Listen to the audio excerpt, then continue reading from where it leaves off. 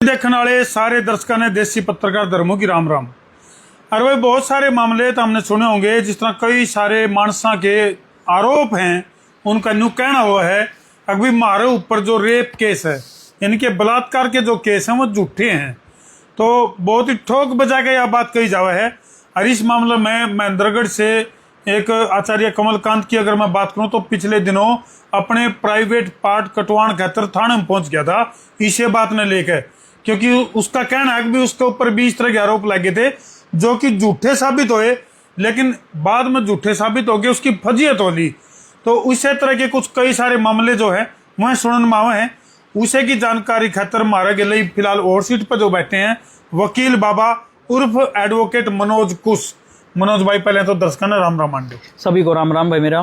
तो वकील साहब धारा 376 नाम सुनते धड़क धड़क धड़क होने लग जाए, और बहुत सारे मानस हैं जिनका न्यू कहना है कि भाई इस एक्ट की आड़ में कई सारे इस तरह के गोरख धंधे भी चल रहे हैं, इस तरह के धंधे चल रहे हैं। कई सारी ऐसी महिलाएं हैं जो इसकी आड़ में इस ब्रह्मास्त्र का प्रयोग करके और जो आदमी है उनको ब्लैकमेल भी करे हैं, और भी कई डाल के मामले हैं। पहले तो मैं दर्शकों को थोड़ा अपडेट कर देता हूं। पहले जो 376 की जो डेफिनेशन थी, जो 376 बोला जाता था, वो आईपीसी के तहत होता था, हमारा इंडियन पिनल कोड के तहत। अब हमारे जो कानून हैं उनके नाम बदल गए हैं भाई, धाराएं भी बदल गई हैं। तो सबसे पहले आप लोगों को थोड़ा सा अपडेट करना चाहूंगा। अब बीएनएस जो हमारा है, भारतीय न्याय संहिता, उसके अंदर जो 376 की जो धारा थी उसको 64 कर दिया गया है, 64। अब मैं आपको थोड़ा क्लियर कर दूं कि जैसे पहले जो 376 होता था, 376 के अलग अलग पार्ट्स होते थे, जिसके अंदर ए पार्ट भी रहता था, 1 2 3 6 डी बी ई तक मतलब पार्ट्स थे।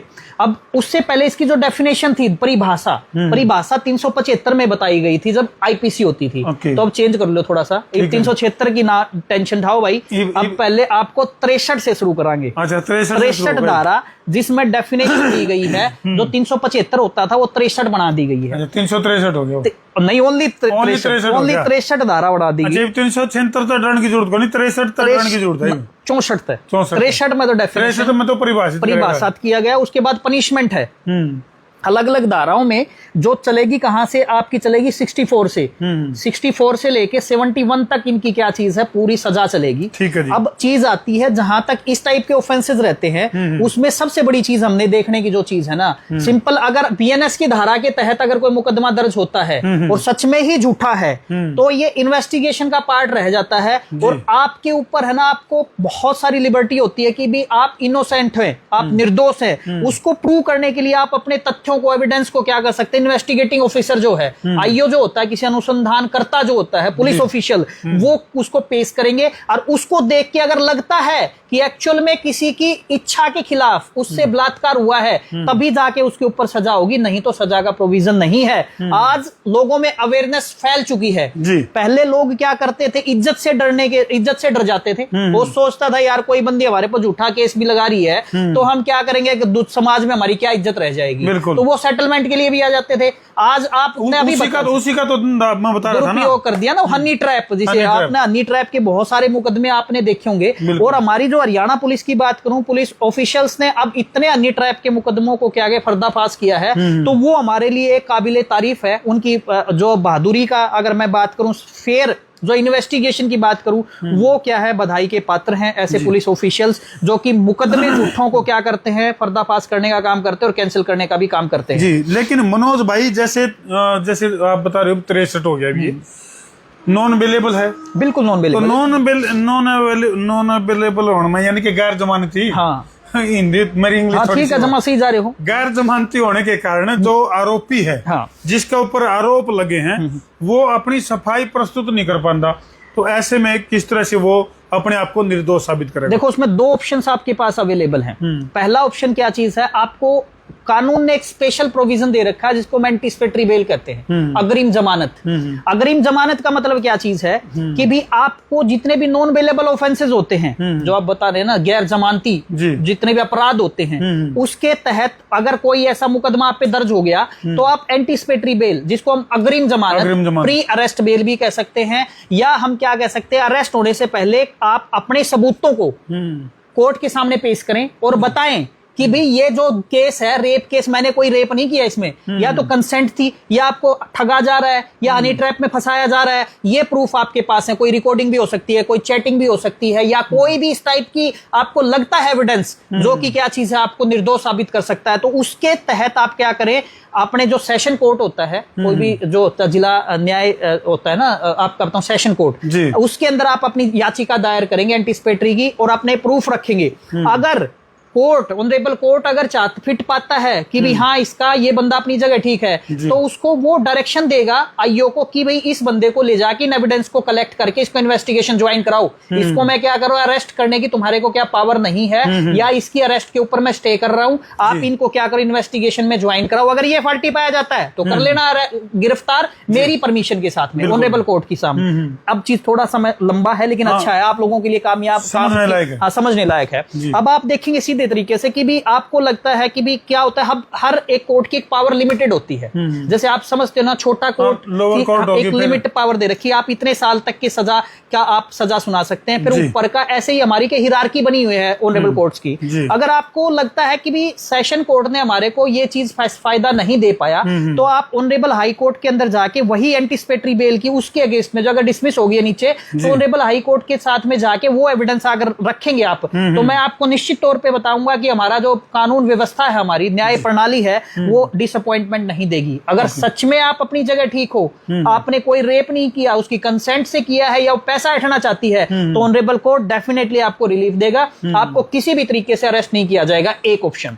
अब आता है दूसरा, ये तो आ गया हमारा कानून प्रक्रिया के तहत। दूसरी चीज आती है, आज के दिन हमारा सबसे बड़ा जिले का जो मालिक होता है, पुलिस ऑफिशियल्स की बात करूं, वो एसपी कंसर्न होता है, सुप्रिटेंडेंट ऑफ पुलिस जिसे हम कहते हैं। वो क्या है कि वो कंपिटेंट अथॉरिटी है। अगर उसको लगता है, आप डायरेक्ट जाके क्या कर सकते हैं, एप्लीकेशन ड्राफ्ट कराएंगे, अपने एडवोकेट के पास जाएं, उसको बताएं कि मेरे पास ये फैक्ट्स हैं, मेरे ऊपर ये एलिगेशन लगे हैं, मेरा इन फैक्ट्स के हिसाब से, लाइक उसने बताया इस तारीख को मैं इसके साथ, इसने मेरे साथ जबरदस्ती की, लगता है कि उस तारीख को आप वहां अवेलेबल ही नहीं थे, या क्या चीज है जबरदस्ती नहीं थी, उसने कंसेंट में मैसेज करके बुलाया है आपने और कहा है कि मैं आई एम रेडी, तो वो डॉक्यूमेंट आप क्या है, स्टेप बाय स्टेप उस पोजीशन में ये लागू नहीं होता। आप समझो मेरी बात। रेप की डेफिनेशन जब मैंने शुरुआत जो की थी ना, वो डेफिनेशन से की थी, परिभाषा से की थी। आप पहले तो सबसे बड़ी चीज है उस परिभाषा को समझें। एक एक वर्ड जो होता है कानून में, वो अपना क्या देता है, एक अलग अर्थ निकाल के देता है। उस वर्ड का क्या होता है, अर्थ होता है। जब अब हम अर्थ को अनर्थ कर देंगे तो हमारे लिए नुकसान है। अब हमारी सेम चीज है कि भी अगर हमारा कोई चीज बलात्कार की डेफिनेशन में नहीं आता तो बलात्कार है ही नहीं। आप पहले वही चीज आपने क्या करनी है, एप्लीकेशन ड्राफ्ट करनी है, एसएसपी कंसर्न को जाके देना है और अपने सबूत देंगे और कहेंगे जी जो इन्वेस्टिगेटिंग ऑफिसर है उसको बोलें कि भी फेयर इन्वेस्टिगेशन करे। अगर फेयर इन्वेस्टिगेशन करेगा डेफिनेटली मैं फंसूंगा नहीं। तो वो चीजें क्या चीज है आपके लिए हेल्पफुल है। अगर वहां से भी आपको फायदा नहीं मिलता तो आईजी कंसर्न होता है या डीजी कंसर्न होता है, आप वहां पे भी क्या कर सकते हैं, अपनी एप्लीकेशन को मूव कर सकते हैं। तो प्रशासन आपकी हेल्प के लिए 24 आवर जो है वो तत्पर है। साथ में हमारी न्याय प्रणालिका के लिए हमारे जो वकील साथी हैं वो भी आप लोगों के लिए 24 घंटे हैं, आपके कानूनों की, आपके अधिकारों की रक्षा के लिए बैठे हैं। जी चलो मनोज भाई, बहुत बहुत धन्यवाद, आपने बहुत ही महत्वपूर्ण जानकारी दी है। इसमें एक चीज और अवेलेबल रह गया सौदा जो मेन है, क्योंकि दर्शक हमारी क्या चीज है, खबर के लिए तत्पर रहते हैं कि कोई चीज अच्छी आए। अब चीज है कि भी आप किसी के साथ रिलेशन में आ जाते हैं तो मेन मुद्दे की बात तो रहेगी ना। कई बार क्या होता है, आपको जाल में फंसाने के लिए ऐसे ऐसी बहुत सारे लेडीज होती हैं, लड़कियां होती हैं जो आपको पैसा ऐंठने के लिए, जाल में फंसाने के लिए, डिफेम करने के लिए आप लोगों के साथ इन्वॉल्व हो जाती हैं। तो उनके लिए आपने क्या क्या हिदायत बरतनी चाहिए, उन चीजों का ध्यान देने की जरूरत है। तो सारी बता दो। देखो क्या चीज है, सबसे बड़ी चीज है जनता के अंदर का अवेयरनेस नहीं है ना, तब जाके सारा कानून जो होता है ना, थोड़ी नॉलेज वो खतरनाक होती है जब तक संपूर्ण नॉलेज ना हो। तो नॉलेज, ज्ञान जो है ना, वो ज्ञान पूरा होना जरूरी है। अगर अधूरा ज्ञान खतरनाक होता है, छलकत जाए। यस, वही चीज है। अब चीज छोटी ही बात खत्म कराएंगे इस चीज लेके। सबसे पहले जब भी आप किसी के साथ रिलेशन में आते तो पहले तो बात यह है किसी की भावना, सीधी बात है। क्योंकि सबसे बड़ी चीज क्या होती है कि भी किसी की भावनाओं के साथ खेलना, चाहे लड़का लड़की के साथ खेल रहा हो या लड़की लड़के के साथ खेल रहा हो, वो गलत बात है।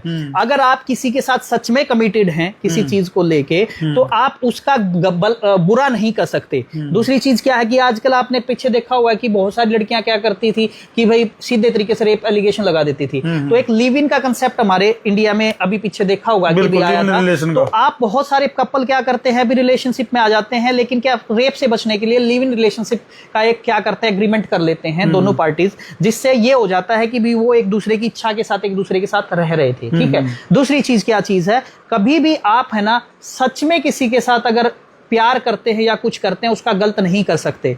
आपने दोनों पार्टनर को एक दूसरे के साथ ईमानदारी बहुत जरूरी है, और साथ ही साथ कोशिश करें आप दोनों आते हैं तो उनका ऐसा एविडेंस अपने पास रखें जिसमें ये प्रूव कर पाए कि हाँ ये अपनी इच्छा से थे। और सबसे बड़ी चीज यहाँ ये देखने की चीज वो है कि भी जो कम एज के बच्चे होते हैं, 18 साल से नीचे की जो लड़कियां हैं, उन बच्चों से, क्योंकि वो रियल में क्या है रेप, वहाँ गड़बड़, उनको पता ही नहीं बेचारों को क्या चीज होती है। जो तो नाबालिग बच्चियां हैं वहाँ यदि अगर इस तरह का मामला पाया जाए तो ऐसे दोषियों को कठोर से कठोर उसके लिए भी कानून अलग बना हुआ है। पॉक्सो जो है, पॉक्सो एक्ट है, उससे किसी को भी बचा नहीं जा सकता। जिसकी एज 16 से 18 के बीच में है उसमें सजा का अलग प्रोविजन। अगर 16 से नीचे अगर कोई लड़की के साथ कोई गलत करता पाया जाता है तो उसके लिए 20 साल तक की सजा का प्रोविजन है। तो यहाँ पे अपने को देखने की जरूरत है, एज को कंफर्म कर ले। आप सीरियस में रिलेशनशिप में हैं, शादी करना चाहते हैं या एक दूसरे के साथ रहना चाहते हैं, तो इस टाइप की लीगल जो फॉर्मेलिटीज हैं वो करके रखें। और क्या चीज है, यही आपको क्या चीज है इस चीज से बचा सकते हैं। अच्छा मनोज जी, कई बार क्या होता है जैसे जो है ना कुछ महिलाएं इस तरह के आरोप भी लगा देंगे, मेरे को तो शादी का झांसा देके मेरे साथ गलत कर दिया। कुछ महिलाएं ऐसी होती है जिन्होंने मेरे को नशे की डोज दे के मेरे साथ गलत कर दिया। कुछ महिलाएं ऐसे आरोप लगाती मेरे को बहला फुसला के मेरे साथ गलत कर दिया। तो इस तरह के मामले में फिर वो कैसे बचे जो आरोपी है? देखो मैंने अभी आपको बताया था, उसमें क्या चीज है कि भी आपके पास पहला क्वेश्चन जैसे आपने पूछा कि भी बोला कि भी मैं शादी का झांसा, आपने कभी चैटिंग भी की होगी, फोन में रिकॉर्डिंग भी होती है, क्या उसमें क्या आपने कभी ये कहा कि मैं तेरे से शादी कर लूंगा, तो बात गलत है। और फिर नहीं कर रहा तो बात सीरियसली उसकी प्रूव होगी भाई। फिर तो वो दोषी साबित। अगर आपने ये कह रखा है कि भी मैं शादीशुदा हूं, मैं शादी नहीं कर सकता, या हम क्या चीज है इस टाइप से दोस्त टाइप से रह रहे हैं, एक रिलेशन में रह रहे हैं, हम शादी नहीं करेंगे, वो डिस्प्रूव हो जाता है। अब दूसरी चीज आती है नशे की, जो जहां तक बात है, नशा हमेशा अगर नियर बाय आपको पता चल गया नशे की डोज से आपने कोई सेक्सुअल रिलेशन बना लिए, तो आप सडन जाओ ना पुलिस ऑफिशियल्स के पास में, वहां एप्लीकेशन दो और आपका मेडिकल कराओ कि नशा हुआ है कि नहीं हुआ।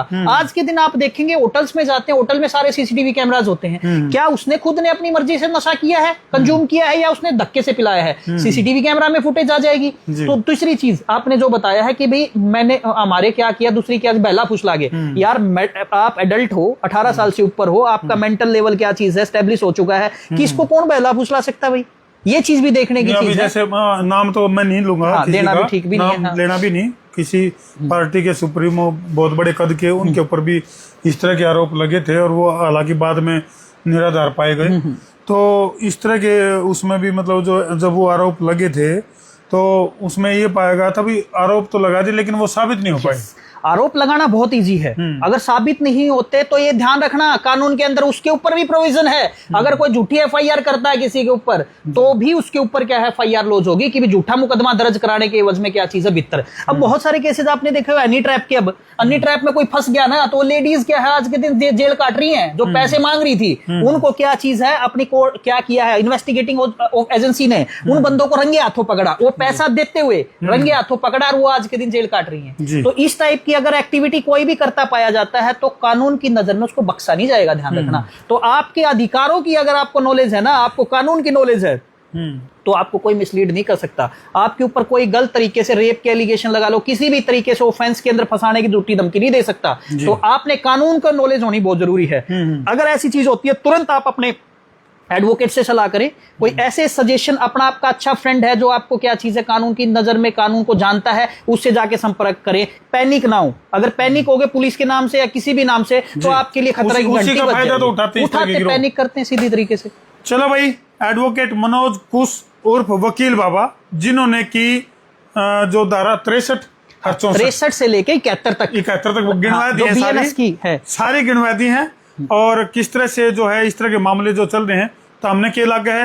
हालांकि अगर मैं प्राचीन भारतीय संस्कृति की अगर मैं बात करूं तो भाई हम तो इस चीज के भी विरोध, यहाँ चाहे वो लिव इन रिलेशन की बात करा या इस तरह के जो मामले चल रहे हैं वो नहीं होने चाहिए। लेकिन जो वकील साहब ने जानकारी दी है, अभी जो फर्जी केस हैं, इस तरह के नकली जो मामले हैं, उन तक यदि बचना है तो किस तरह से सतर्क रहना चाहिए और इन चीजों तक दूर रहो।